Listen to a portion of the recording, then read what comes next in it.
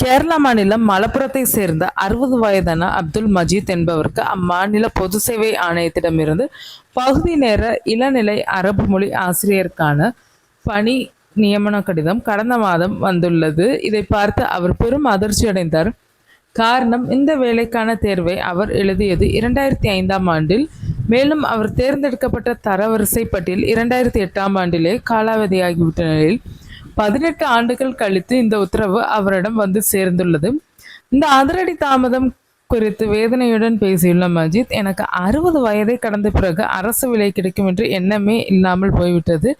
இந்த தற்போதைய நிலையில் இந்த வேலை எனக்கு எந்த பயனும் தராத அளவுக்கு மிக தாமதமாக வந்துள்ளது என்று தெரிவித்துள்ளார்.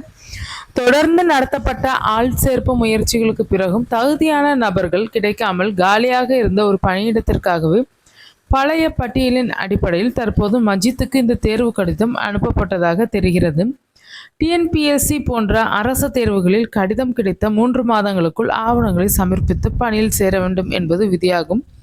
ஆனால் மஜீத்தின் பள்ளிச் சான்றிதழ்களின்படி அவரது பிறந்த தேதி மே 27, 1966 ஆகும். இதன் மூலம் அவர் 60 வயதை எட்டி அரசு நிர்ணயித்துள்ள ஓய்வு பெறும் வயதை கடந்துவிட்டதால் 20 ஆண்டுகள் காக்க வைத்த இந்த அரசு வேலைக்கு அவரே தகுதியற்றவர் ஆகி போனதுதான் இதில் உச்சக்கட்ட சோகம்.